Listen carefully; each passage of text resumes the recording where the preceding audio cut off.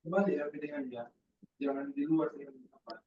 Assalamualaikum warahmatullahi wabarakatuh. Izin memperkenalkan diri, Taruna Weda, Teresa Veronica Putri, dan Agung Adipa Dewantara Siregar. Izin di sini kami akan menjelaskan materi tentang CBC selama satu semester, serta akan menjelaskan saya selabut kelapa yang pertama. Saya akan menjelaskan tentang saya serabut kelapa di LPP kelas 2A Bandung.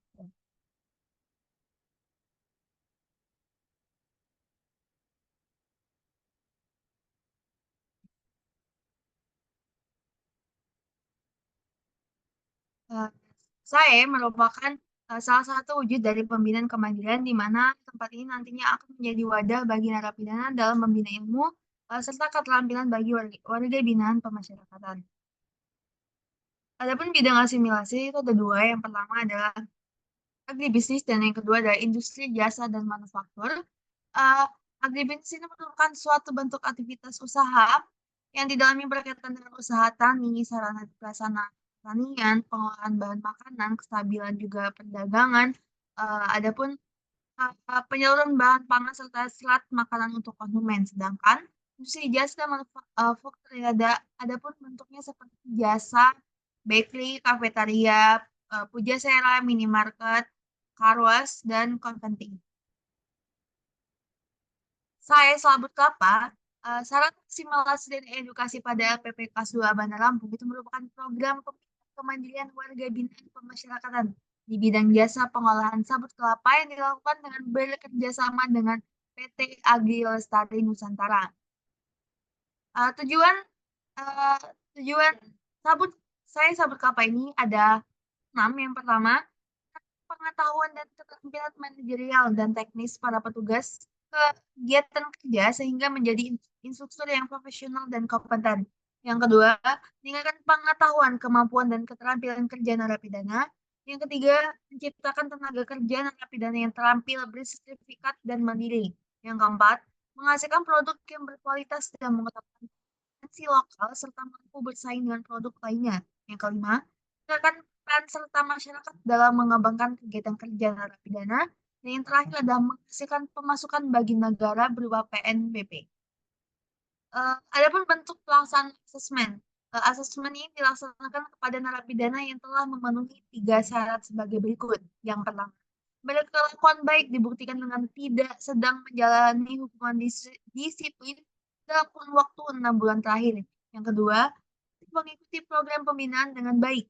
Yang ketiga, telah menjalani 1/2 masa pidana. Setelah narapidana itu memenuhi ketiga syarat tersebut, dilakukan asesmen, adapun kriteria narapidana yang dibutuhkan dan diseleksi dalam asesmen ini yang akan dinyatakan lolos nantinya agar bisa mengikuti saya sabut kelapa ini merupakan mereka yang benar-benar layak dan memenuhi segala kriteria yang ditentukan dan memiliki semangat kerja dan motivasi dalam mengikuti program, bahkan beberapa kali sudah menunjukkan hasil produksi yang sudah dilaksanakan.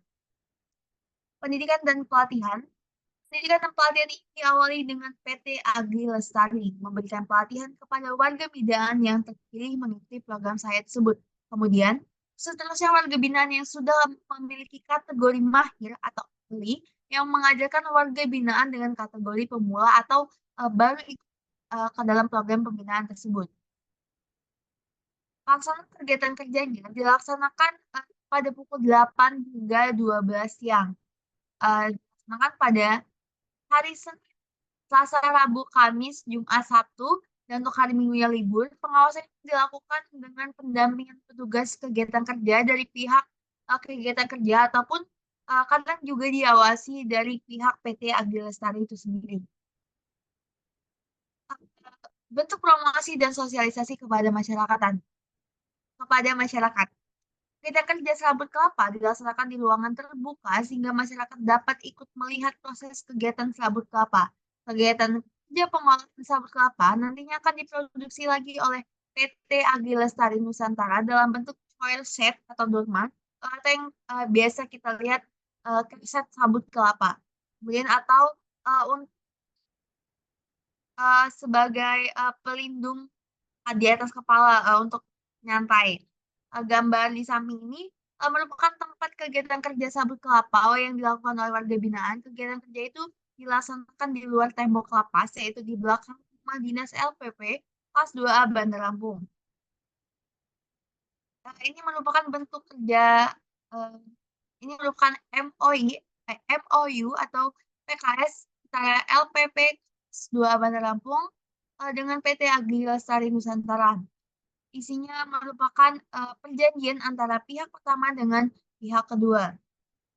Adapun maksud dan tujuan dari kerjasama ini, yang pertama maksud adalah sebagai pedoman dalam upaya bersama untuk mengadakan kerjasama dalam kegiatan pekerjaan pada program pembinaan kemandirian warga binaan pemasyarakatan di bidang jasa pengolahan sabut kelapa pada lembaga pemasyarakatan perempuan kelas 2A Bandar Lampung. Tujuannya, yang pertama sudah disebutkan tadi, untuk ruang lingkupnya yang pertama ada produksi dan jasa, sarana dan prasarana serta pengawasan.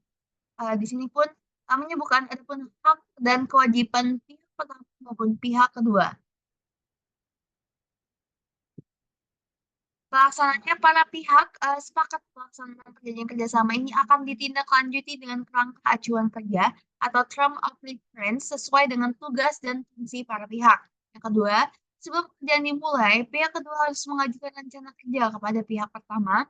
Pelaksanaan kegiatan pekerjaan sebagaimana dimaksud pasal 4 ayat 2 harus sesuai dengan kerangka acuan kerja atau term of reference telah disetujui oleh para pihak dan merupakan bagian yang tidak terpisahkan dari perjanjian ini. Dalam pelaksanaan pekerjaan sebagaimana dimaksud pada pasal 1 surat perjanjian ini, pihak kedua wajib mentaati peraturan dan petunjuk serta penjelasan-penjelasan yang diberikan oleh pihak pertama. Kemudian yang pasal 5 modal usaha kerjasama. Pihak kedua menginvestasikan modal dalam kegiatan pertama dalam bentuk mesin, material, dan instansi pendukung lainnya. Yang kedua, segala biaya yang diperlukan untuk kegiatan yang termasuk dalam ruang lingkup perjanjian ini ditanggung oleh pihak kedua. Pihak kedua harus mengutamakan tenaga kerja narapidana lembaga pemasyarakatan perempuan kelas 2A Bandar Lampung yang memenuhi persyaratan sesuai dengan kebutuhan dan berdasarkan hasil asesmen. Kemudian pembagian hasil usaha. Pembagian hasil usaha ini berdasarkan hasil kesepakatan antara pihak pertama dengan pihak kedua disepakati sebesar 4.000 per coil net untuk pihak pertama. Pembagian hasil usaha ini biaya bersih yang dikeluarkan oleh pihak kedua meliputi namun tidak terbatas pada upah tenaga kerja, sewa tanah, dan kebutuhan listrik. Adapun pembahasan tentang penerimaan negara bukan pajak, pengawasan, jangka waktu, monitoring dan evaluasi, keadaan kahar, penyelesaian perselisihan dan adendum. Itu merupakan bentuk perjanjian antara pihak LPP dengan PT Agri Lestari. Adapun bentuk pelaporan yang akan dilakukan oleh LPP kelas 2A Bandar Lampung secara berkala setiap 3 bulan sekali, melaporkan secara tertulis kepada Direktur Jenderal Pemasyarakatan, Direktur Pembinaan Pidana dan Latihan Kerja Produksi. Sekian penjelasan saya sabut kelapa di LPP kelas 2A Bandar Lampung. Selanjutnya, rekan Agung Adipatewantara Siregar akan menjelaskan tentang materi yang sudah dibahas selama 1 semester. Pada rekan Agung dipersilakan. Terima kasih kepada rekan Tornaureda Teresa Veronica atas presentasi mengenai saya akan melanjutkan presentasi saya mengenai materi tentang CBC yang 1 semester telah dipelajari.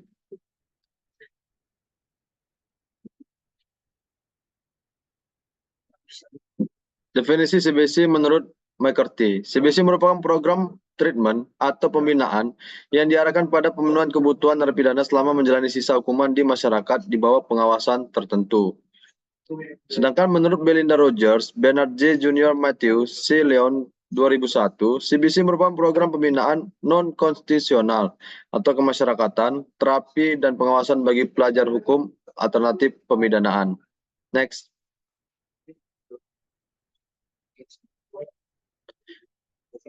Dalam pelaksanaan CBC ada 3 unsur pemasyarakatan. Yang pertama, warga binaan pemasyarakatan, 2 petugas pemasyarakatan, yang ketiga masyarakat. Dalam unsur CBC itu ada 2, yaitu pembinaan dan pemidanaan. Next.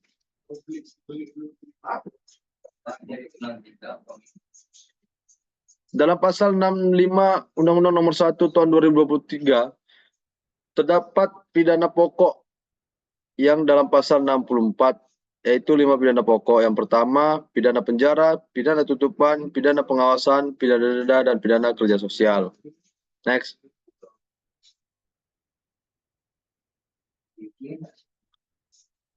Tujuan CBC yaitu restoratif, efektif, rehabilitasi, dan humanis. RJ atau Restoratif Justice merupakan penyelesaian perkara tindak pidana secara bersama-sama dengan melibatkan korban, pelaku, keluarga korban, pelaku, dan pihak lain yang terkait untuk dapat mencari penyelesaian yang adil dengan mengutamakan pemulihan pada keadaan semula dan bukan pembalasan. Next.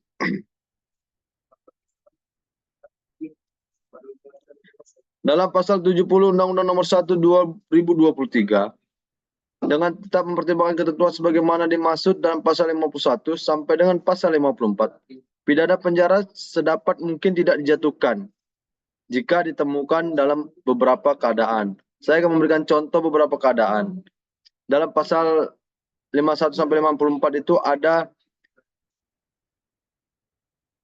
15 pertimbangan di mana tidak dijatuhkannya hukuman pidana terhadap pelaku tindak pidana.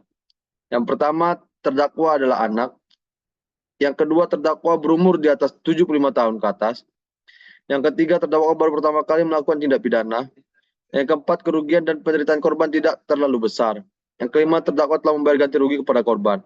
Biasanya, restorasi justice itu sering terjadi apabila di antara 5 tersebut sudah memenuhi syarat, yaitu pelaku tindak pidana di bawah umur atau sudah di atas 75 tahun, dan terdakwa baru pertama kali melakukan tindak pidana, serta kerugian dari penderitaan korban tidak terlalu besar.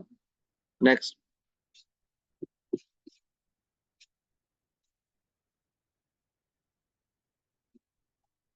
Next.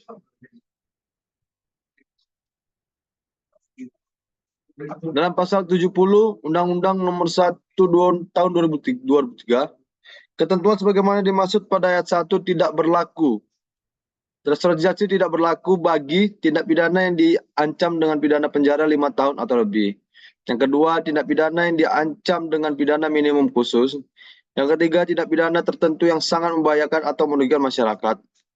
Yang keempat, atau tindak pidana yang merugikan keuangan atau perekonomian negara. Next.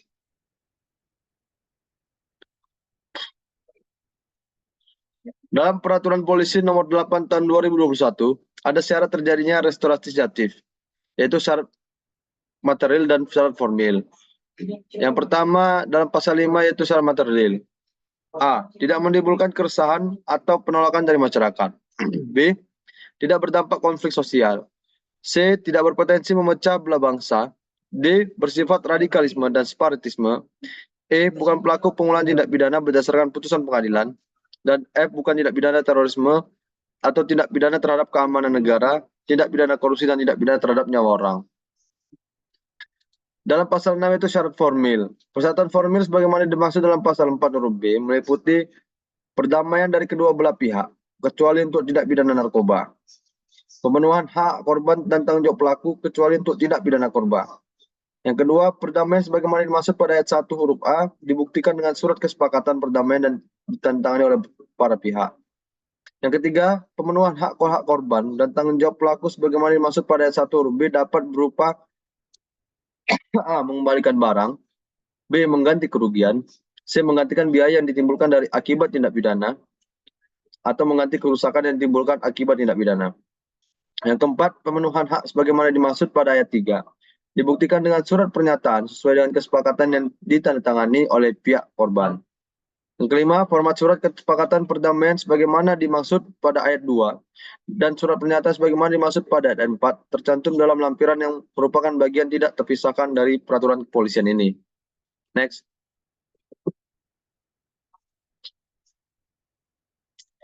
Dalam Perpol Nomor 8 Tahun 2021 Pasal 9 ada terdapat syarat khusus untuk tindak pidana narkoba agar mendapatkan restoratif justice. Yang pertama, pecandu narkoba dan korban penyalahgunaan narkoba yang mengajukan rehabilitasi. Yang kedua, pada saat tertangkap tangan, ditemukan barang bukti narkoba pemakaian 1 hari dalam penggolongan narkotika dan psikotropika sesuai dengan ketentuan peraturan perundang-undangan. Dan tidak ditemukan barang bukti tindak pidana narkoba, namun hasil tes urin menunjukkan positif narkoba. C. Tidak terlibat dalam jaringan tindak pidana narkoba, pengedar, atau bandar. Telah dilaksanakan asesmen oleh tim asesmen terpadu, dan pelaku bersedia bekerjasama dengan penyidik Polri untuk melakukan penyelidikan lanjutan. Next.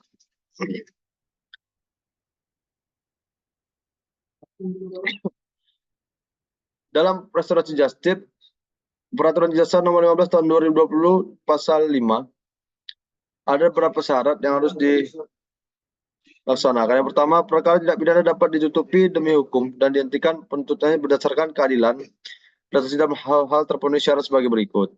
1. Tersangka baru pertama kali melakukan tindak pidana. 2. Tindak pidana hanya diancam dengan pidana denda atau diancam dengan pidana penjara tidak lebih dari 5 tahun. Dan yang ketiga, tindak pidana dilakukan dengan nilai barang bukti atau nilai kerugian yang ditimbulkan akibat dari tindak pidana tidak lebih dari Rp2.500.000. Next. Peraturan Kejaksaan Nomor 15 Tahun 2020 Pasal 5. Dalam hal tindak pidana dilakukan karena kelalaian, ketentuan pada ayat 1 huruf B dan huruf C dapat dikecualikan. Ketentuan sebagaimana dimaksud pada ayat 3 dan ayat 4 tidak berlaku dalam penuntut umum dengan persetujuan Kepala Kejaksaan Negeri. Selain memenuhi syarat ketentuan sebagaimana dimaksud pada ayat 1, ayat 3 dan ayat 4, penghentian penuntutan berdasarkan keadilan restoratif dilakukan dengan memenuhi syarat. Telah ada pemulihan kembali pada keadaan semula yang dilakukan oleh tersangka dengan cara 1. Mengembalikan barang yang diperoleh dari tindak pidana pada korban, mengganti kerugian korban, mengganti biaya yang ditimbulkan dari akibat tindak pidana, atau memperbaiki kerusakan yang ditimbulkan dari akibat tindak pidana. Telah ada kesepakatan perdamaian antara korban dan tersangka dan masyarakat merespon positif. Next.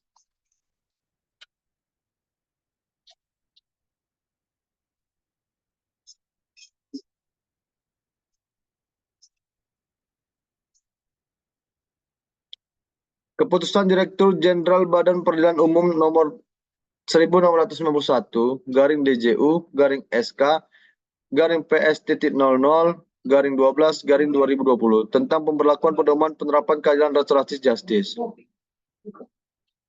Ada beberapa poin yang yaitu tentang penerapan. Yang satu, perkara pidana yang diselesaikan dengan keadilan restoratif justice adalah perkara tindak pidana ringan dengan ancaman pidana sebagaimana diatur dalam pasal 364, 373, 379, 384, 407 dan pasal 482 KUHP dengan nilai kerugian tidak lebih dari Rp2.500.000.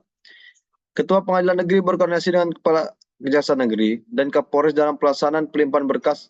Ketua Pengadilan Negeri berkoordinasi dengan Kepala Kejaksaan Negeri dan Kapolres dalam pelaksanaan pelimpahan berkas berdasarkan Peraturan Mahkamah Agung Republik Indonesia Nomor 2 Tahun 2012 terkait keadilan restoratif justice.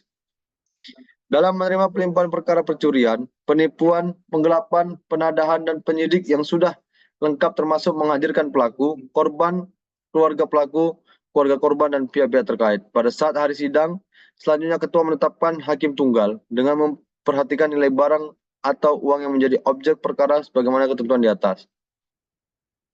Ketua Pengadilan segera menetapkan hakim tunggal 1 kali 24 jam untuk memeriksa, mengadili, dan memutus perkara tersebut dengan cara pemeriksaan cepat yang diatur dalam pasal 205 sampai 210 KUHP. Penyelesaian perkara tindak pidana ringan melalui keadilan restoratif justice dapat dilakukan dengan ketentuan telah dimulai dilaksanakan perdamaian antara pelaku, korban, keluarga pelaku atau korban, dan tokoh masyarakat terkait yang berperkara dengan tanpa ganti rugi. Next.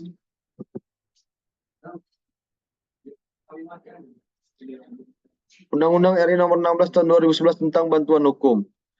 Pertama, untuk memperoleh bantuan hukum, pemohon bantuan hukum harus memenuhi syarat-syarat. A. Mengajukan permohonan secara tertulis yang berisi sekurang-kurangnya identitas pemohon dan uraian singkat mengenai pokok persoalan yang dimohonkan bantuan hukum. B. Menyerahkan dokumen yang berkenaan dengan perkara. C. Melampirkan surat keterangan miskin dari lurah, kepala desa atau pejabat yang setingkat di tempat tinggal pemohon bantuan hukum. Next.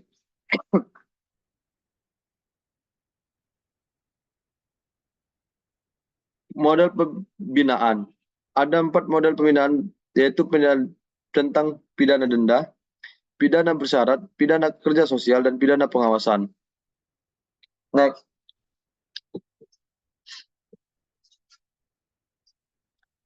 Pidana alternatif terdapat 5, yaitu pidana denda, pidana bersyarat, pidana kerja sosial, pidana diversi, dan pidana rehabilitasi. Dalam Undang-Undang Nomor 22 Tahun 2022 Paragraf 4. Dengan demikian, pemasyarakatan tidak lagi hanya pada tahap akhir dari bekerjanya sistem peradilan pidana, namun sudah bekerja sejak dimulainya proses peradilan pidana. Undang-undang ini dibentuk untuk memperkuat sistem pemasyarakatan di Indonesia yang dengan Undang-Undang Nomor 12 Tahun 1995 tentang pemasyarakatan telah menganut konsep reintegrasi sosial sebagaimana pengganti konsep pembalasan dan penjaraan. Next.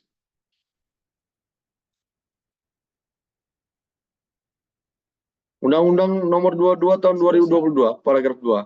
Sistem pemasyarakatan diselenggarakan dalam rangka memberikan jaminan perlindungan terhadap hak tahanan dan anak serta meningkatkan kualitas kepribadian dan kemandirian warga binaan agar menyadari kesalahan, memperbaiki diri, dan tidak mengulangi tindak pidana, sehingga dapat diterima kembali oleh lingkungan masyarakat, dapat hidup secara wajar sebagai warga yang baik, taat hukum, bertanggung jawab, dan dapat aktif berperan dalam pembangunan serta sekaligus memberikan perlindungan kepada masyarakat dari pengulangan tindak pidana. Next.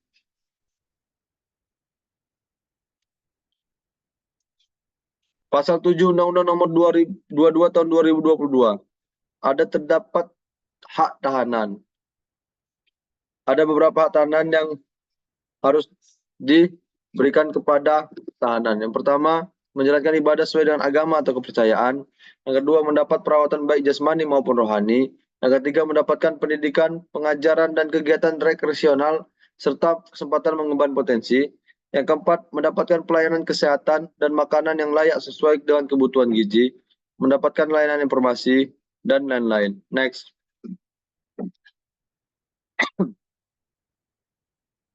Pasal 24 Undang-Undang Nomor 22 Tahun 2022. Dalam hal tahanan membutuhkan pendidikan, pengajaran, dan kegiatan rekreasional, serta kesempatan mengembangkan potensi diri, tahanan dapat diberikan pelayanan berupa layanan kepribadian dan layanan kemandirian. Next.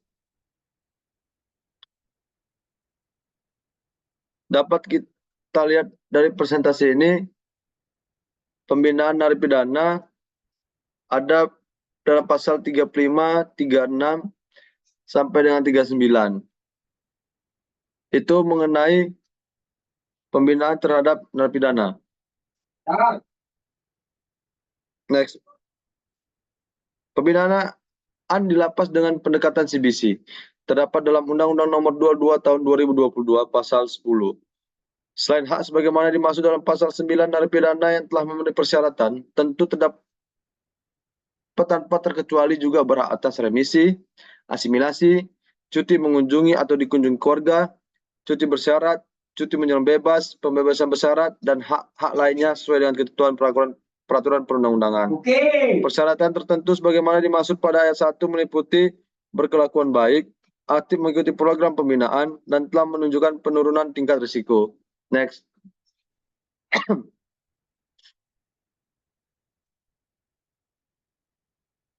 Kita akan membahas tentang asimilasi. Terdapat dalam Permenkumham Nomor 7 Tahun 2022. Asimilasi adalah proses pembinaan narapidana dan anak yang dilaksanakan dengan membaurkan narapidana dan anak dalam kehidupan masyarakat. Dalam Pasal 46 Ayat 1, syarat pembinaan asimilasi sebagaimana dimaksud dalam Pasal 44 dan Pasal 45 dibuktikan dengan melampirkan dokumen tersebut. A. Salinan kutipan putusan hakim dan berita acara pelaksanaan putusan pengadilan. B. Bukti telah membayar lunas denda dan uang pengganti sesuai dengan putusan pengadilan. C. Laporan pengembangan pembinaan sesuai dengan sistem penilaian pembinaan. Sampai huruf H. Itu terdapat dalam Permenkumham Nomor 7 Tahun 2022. Next. Dalam Permenkumham Nomor 3 Tahun 2008, Pasal 44, asimilasi dapat diberikan kepada narapidana. Narapidana dapat diberikan asimilasi sebagaimana dimaksud pada ayat 1 harus memenuhi syarat, berkelakuan baik, dibuktikan dan tidak sedang menjalani hukuman disiplin dalam kurun waktu 6 bulan terakhir. Aktif mengikuti program pembinaan dengan baik, telah menjalani setengah atau seperdua masa pidana. Next.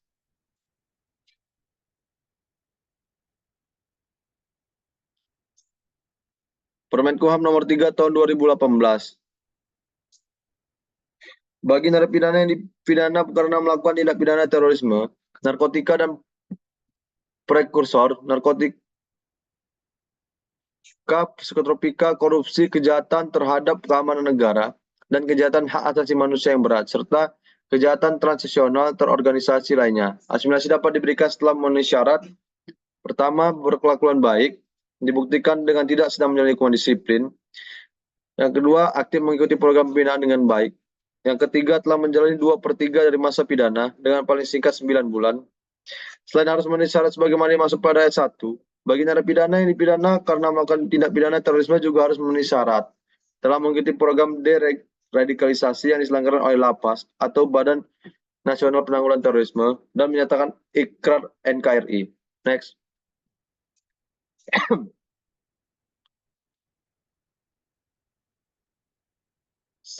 Sarana asimilasi dan edukasi. Ada beberapa hal yang harus kita mengerti tentang SAE. Yang pertama, faktor penghambat SAE.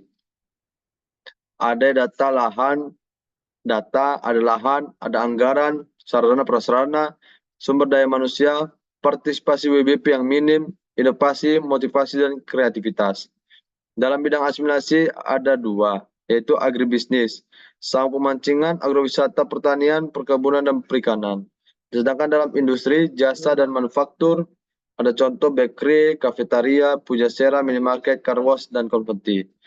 Saya adalah tempat narapidana mengaktualisasikan dirinya dalam proses asimilasi dan tempat untuk memberikan edukasi kepada masyarakat terkait pembinaan narapidana.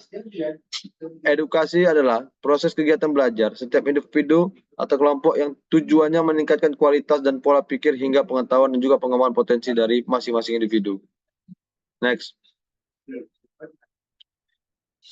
Perencanaan SAE, yang pertama adalah galeri SAE, pemetaan lahan, pemetaan potensi pasar, konsep pengelolaan SAE, kebutuhan anggaran, pemetaan SDM, dan sarana pendukung.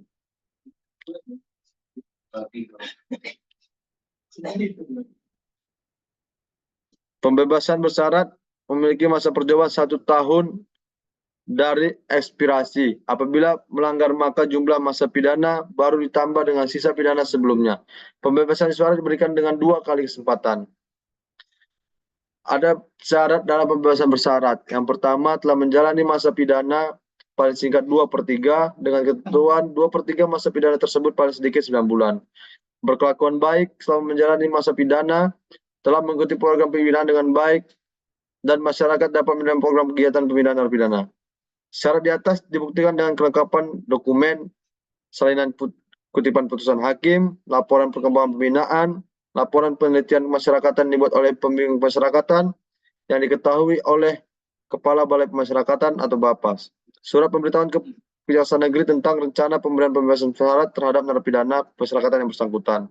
Salinan register F dari Kalapas, salinan daftar perubahan, surat pernyataan dari narapidana tidak akan melakukan perbuatan melanggar hukum, dan surat jaminan kesanggupan dari pihak keluarga, wali, atau lembaga sosial instansi pemerintah. Narapidana tidak akan melarikan diri atau tidak melakukan perbuatan melanggar hukum, membantu dan membimbing dan mengawasi narapidana setelah mengikuti program pembebasan bersyarat. Next.